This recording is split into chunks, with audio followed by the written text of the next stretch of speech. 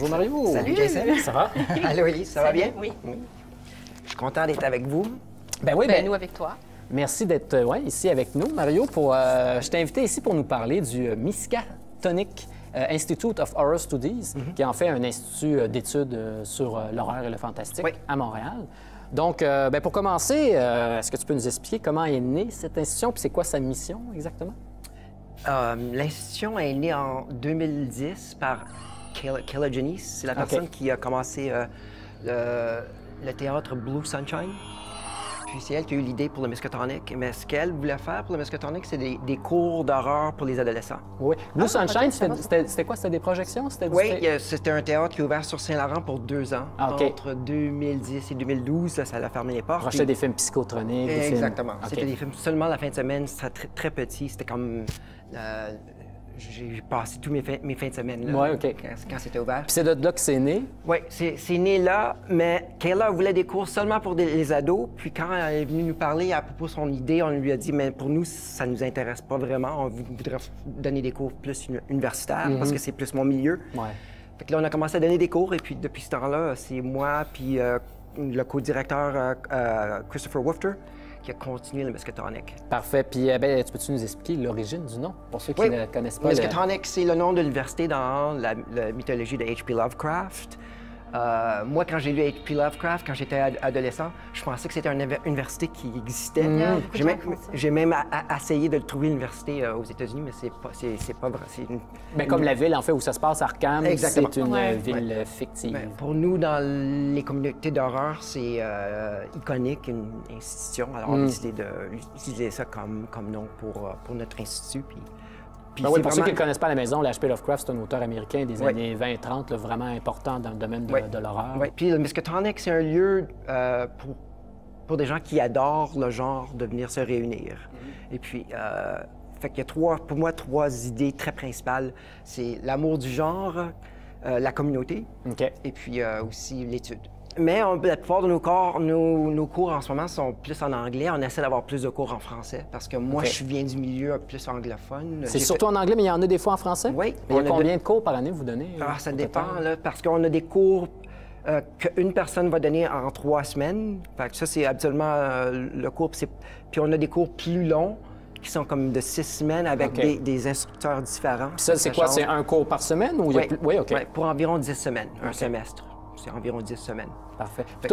Toi, personnellement, d'où vient cette passion pour l'art et le fantastique? Moi, je suis un monster kid, comme on dit aux États-Unis. Moi, j'ai commencé à regarder le genre quand j'avais 9 ans. Je regardais des films de Hammer à la télévision à minuit. Ma mère... Hammer, c'était une vieille compagnie anglaise, britannique, en fait, qui faisait des réadaptations de Dracula, Frankenstein, les momies, Exactement. Fait que moi, j'ai commencé à vraiment apprécier l'horreur durant ce temps-là. J'ai commencé à lire Famous Monsters of Filmland, après Fangoria a commencé aussi. Puis j'ai découvert le slasher. Le slasher, c'est pour moi vraiment important puis nostalgique. Comme les Friday 13 ou Scream qui renouvelaient la sauce. Là, mais Pour revenir au Miskatonic, là, c'est quoi le prochain cours que vous allez faire? Je pense autour du 27 mars ou quelque chose de genre. C'est True Crime Punishment? Oui. Donc, c'est quoi le cours? C'est un cours que Karen Herland va donner. Elle enseigne à Concordia actuellement à Simone de Beauvoir. Fait qu'elle amène une pensée féministe là-dedans. C'est vraiment, c'est exactement ce que le cours, le titre dit, c'est vraiment les tueurs en série, la réalité, dans la peur du tous les jours, comme on dit. Alors, c'est vraiment sur le true crime, comme on dit en anglais, et les tueurs en série, puis comme la tradition de ça qui remonte même à Crime and Punishment. C'est pour ça que de Dostoïevski. Crime et châtiment, comme on dit en français. C'est comme... c'est vraiment dans cette tradition-là. Puis ça, c'est un cours qui va durer plusieurs semaines? Juste 3 semaines. 3 semaines dans ce cas-là. En ce moment, on est en train un cours sur le documentaire qui est environ 6 ou 7 semaines. Mais là, il prenait fait bientôt, je pense. Hein? Ça. On est en plein milieu. Là. Mais si les gens voudraient s'inscrire, comment ça fonctionne? Comment ça coûte? Les gens peuvent s'inscrire seulement pour un cours? Ils peuvent s'inscrire aussi pour les 3 semaines? Ils peuvent acheter, c'est moins cher pour acheter pour le semestre. Ils peuvent venir... C'est ouvert aussi, on prend des dons. Fait que si vous êtes étudiant, puis vous n'avez pas beaucoup d'argent, puis vous pouvez venir gratuitement. C'est comme les portes sont ouvertes pour tout le monde. On ne rejette jamais les gens. Fait que, mais on demande 7 $ à la porte. Mais si les gens ne peuvent pas payer ça, ils payent ce qu'ils peuvent. Fait qu'une contribution. Mais justement, si les gens veulent s'inscrire ou savoir où ça se passe, on va faire apparaître, c'est ça, on va faire apparaître l'adresse en bas de l'écran. Justement, le lieu où ça a lieu, c'est Micro-Cinéma Être. C'est aussi un lieu où a lieu à chaque année le MOF, en fait, le Montréal Underground Film Festival, pour lequel tu es programmateur, puis aussi coordonnateur, si je me trompe. Oui, exactement. Donc, peux-tu nous parler, pour les gens qui ne connaissent pas à la maison, c'est quoi ce festival-là, le MOF? Tu veux que je parle de... Juste nous donner une petite idée, c'est quoi le festival, qu'est-ce que vous présentez, puis... Le festival MOF, c'est vraiment un festival qui donne voix à des films qui sont pas souvent dans les festivals de genre, par exemple, les festivals plus qui sont plus gros, de qualité différente. Oui, oui. C'est pas un gros festival mainstream, c'est un festival qui vraiment met en valeur les films expérimentaux et puis les films qui sont faits aussi sur pellicule, les films qui sont un peu étrange. Donc, autant du film expérimental que de l'art vidéo. Puis ça lieu, justement, on parle d'un côté, justement, tu faisais référence à des grands festivals. Dans votre cas, le Micro-Cinéma Être, c'est une petite salle qui se retrouve en arrière-boutique. C'est sur Saint-Laurent, si je me trompe pas. Non, c'est avenue du Parc. Du Parc, OK. Puis, bien, sauf que souvent, vous faites votre ouverture dans des plus grandes salles. Oui, absolument. Ça leur pour ça, des fois, oui. Mais en tout cas, c'est vraiment un beau festival. Moi, c'est un festival que je ne rate... Je ne vois pas toutes les projections, mais j'y vais au moins à une à chaque année. C'est encore un festival qui est vraiment qui vient de l'amour du cinéma. On est tous là-dedans parce qu'on aime ça, on regarde les films puis on l'adore. Il y a un peu la même gang qui gravite autour de l'Institut, qui gravite autour. Plus ou moins, pas tout à fait, là, mais oui. Ça se conjugue bien pour toi, l'horreur et le cinéma expérimental?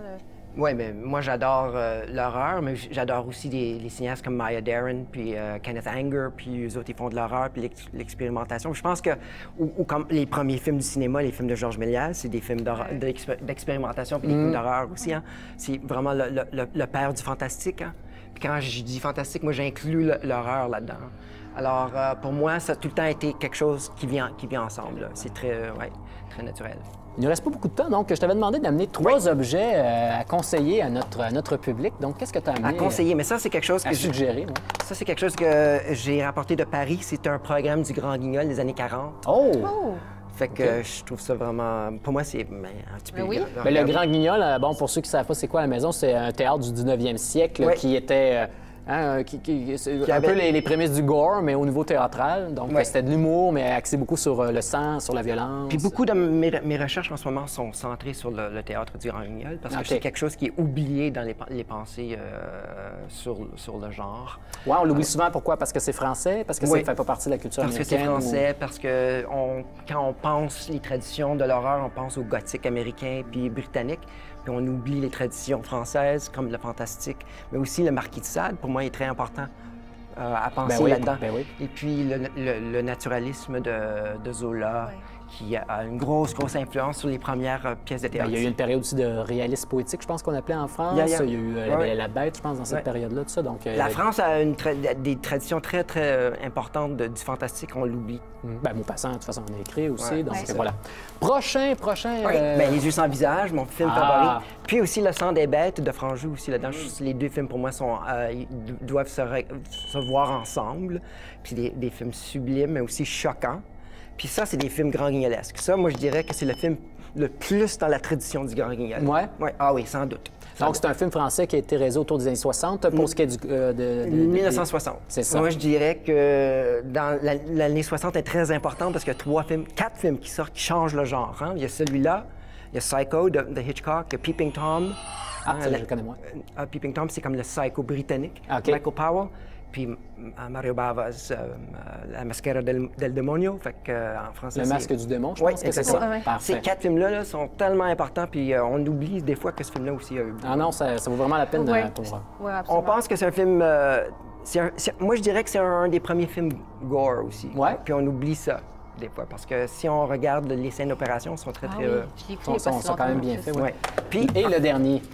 Men, Women and Chainsaw, c'est en anglais quand même. Oui, ça va. C'est c'est un film c'est un livre qui a vraiment qui a changé ma vie un peu, là, parce qu'on a repensé le slasher d'une position féministe. Mais là, c'est ça. Donc, on parle de femmes et de Chainsaw, donc ça n'a pas référence uniquement à Massacre à tronçonneuse. C'est sur le slasher. Ça parle du cinéma d'horreur, du slasher? Du slasher particulièrement, parce qu'on a vu le slasher... comme un genre, un subgenre qui est assez misogyne, Ouais, tout ça. misogyne, ouais, Puis ouais. elle met tout ça sur sa tête, puis vraiment, c'est un challenge à ça, là, qui est vraiment brillant. Puis pour moi, c'était très, très important parce que je viens de groupes, puis de communautés très, très de gauche, puis inspirés du féministe, puis j'avais beaucoup d'amis qui trouvaient ça un peu suspect que j'étais animateur de dans les films d'horreur, tout ça.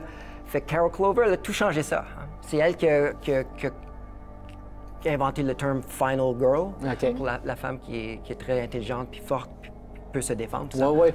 Fait que moi, je trouve que c'est un livre très, très important. Puis ça Parfait. a Bon, changé ma on vie. se rappelle de ça, de cet essai New Woman and Chainsaw. Men, Women and Chainsaws, Gender in the Modern Horror Film. Parfait. Bon, mais c'est tout le temps qu'on avait. Donc, un gros merci, Mario, Merci. pour être venu. À la prochaine.